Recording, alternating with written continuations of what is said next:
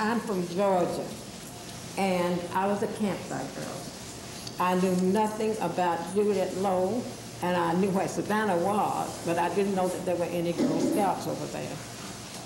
But I found Girl Scouting when I needed a job.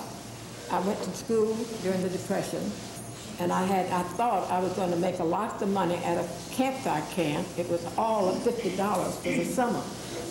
Now, I was down in Albany, Georgia, and that camp was up in Aurora, New York. And how I thought I was going to get back and forth with only $50, I didn't know. But anyway, the Girl Scout director from Washington came out to interview us students from Margaret Webster School.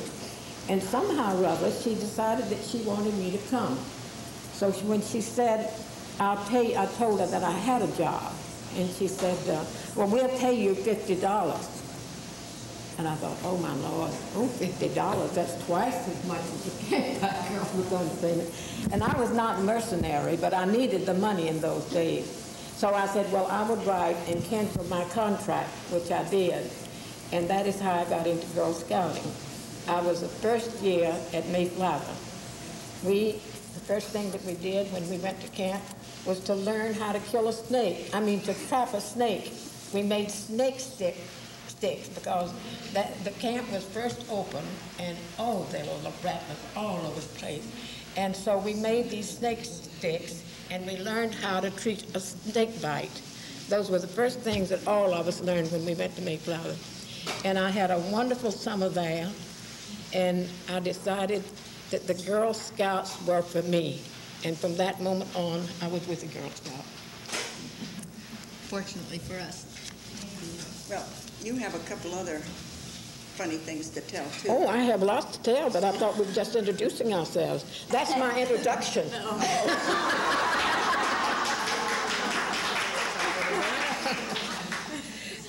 No, I came into Girl Scouting with Lou Henry Hoover. And that was a real experience because she and her husband were scouts from the beginning. And she was in the White House at that time. And the White House was open to the Girl Scouts. And she would walk over to, and in those days, she didn't have a bodyguard or anything. She would just come over to visit with us, you know, from the White House. And I remember the first time that I really had a chance to know her and be with her. The Girl Scouts made garments for the Needlework Guild. And we had hundreds and hundreds of these garments that we would make. And at Christmas, we had an in-gathering. And then the ladies from the Needlework Guild would come over, and we'd have a great big party. I don't know whether you all knew 825 M Street, but it had a beautiful, beautiful, it had been an artist studio, and it had this huge, huge room, and that was what we met in. It was a great big fireplace. We had the fireplace burning, and we were waiting for the ladies to come over. It started snowing. We had the heaviest snowstorm of the season. Not one lady appeared, but guess who came through the snow? All of the girls and Lou Henry Hoover. And we had a beautiful time. She talked to the girls about their days in Alaska, and, you know, she and her husband had traveled all over the world, and it was just one beautiful evening. So I came into Girl Scouting with Lou Henry Hoover. And want me to go on? I've got more to say. And then it was the first year of Camp May Flather, and we had built a bridge, the Lou Henry Hoover Bridge, and we were dedicating it. And she said that she would not take an indoor meal. If she was going to eat a meal out, she wanted to be cooked out of doors. So all of the units were given a certain course, and my unit had the dessert. And we were going to do an upside-down cake and reflect the oven.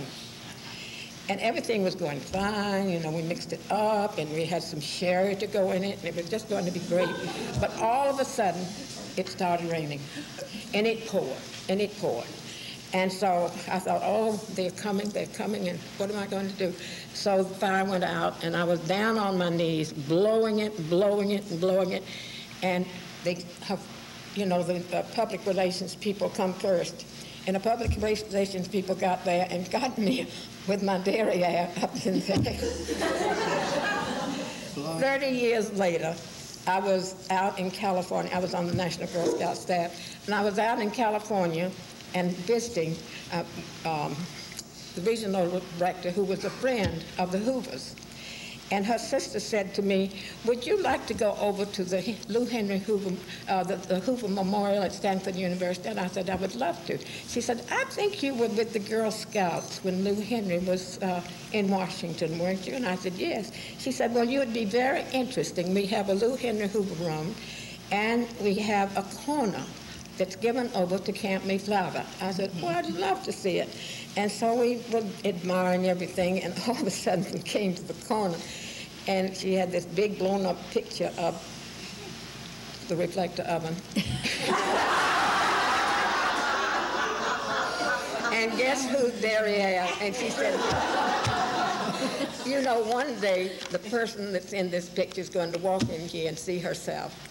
And I said, she just did. Those were the days. Memorialized.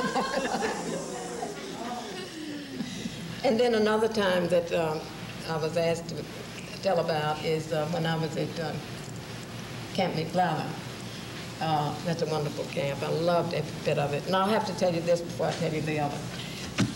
We had lots of snakes, and I told you the first thing we did was to make a snake stick and then know how to treat a snake bite poisoning.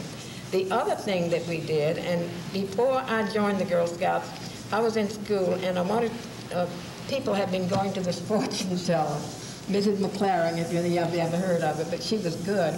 And she said to me, you know, I see you're going to get a job very soon. Are you finishing school? You're finishing school. I said, yes.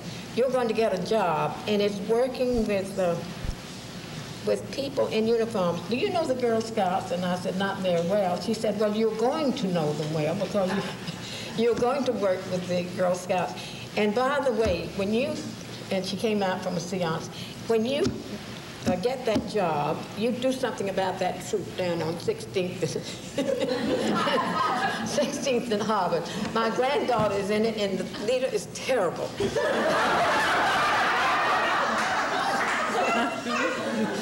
Well, don't you know about that time, this wonderful person, by the time I got the job, this wonderful person came in from the Belgian embassy, Francoise May. She was ambassador's daughter, and she wanted a troop, and I put her in that troop down on Harvard in 16. And so she really did something about the troop. But the thing that they wanted me to tell you about is the time that I got caught in the floodwaters. If you've been to May Flather, you know there's a river that runs through it, the North River. And we used to, that was the only place we had to swim for a long time. And we had a pioneer camp that was across the river, and we had a group of girls there camping, and this floodwater came. Oh, it rained, torrential rain for 2 days. And we knew we had to go pick them up. We had to do something about rescuing them. So all of the lifesavers in camp were to go. Well, the rest of the lifesavers were tall, you know, way up like this, you know, and here was this stupid little thing. And so we got this pole. We were going up on the pole. Well, I was on the end, and I knew very well that water was going up in my nose. And so sure enough, when we got in the middle of the stream, everybody was, you know, they were walking along like this, and here I was with the water. And so I thought, well, I cannot drag everybody in. I'm just going to loose the pole and try to make it. Well, if you've ever been in floodwaters, I was battled against one boat after another, you know, and I couldn't catch on to anything. I'd grab these trees and then pull up, you know. And so I finally decided, well, I'll just have to give up. There's no other way I can do it. And the first person on the boat was a very good friend of mine, and she was the tallest of all. And she had gotten across, and here she was running downstream, and she pulled in and had a big pole, and I finally made my way over to it, and I grabbed it, and she saved me. But we had a very harsh director, a Swede. If any of you knew Johnny, you know I was scared to death of him. And so I thought, well, we won't tell Johnny about this. I feel very badly about it, but we just don't let her know about it. The next morning, I had a bruise here, I had a bruise here, I had a bruise there, all over me, my legs, and we had flag raising in those days, and you had to wear your shortest to flag raising. And I looked like a newspaper when I walked in. I was black and red all over. And she looked at me and she said, "What in the world has happened to you?" And then somebody spoke up and said, "Johnny, she's all right. She just got caught in the floodwaters yesterday." And she was so sorry for me, she just let me go. She didn't say anything. She didn't send me home. That's good.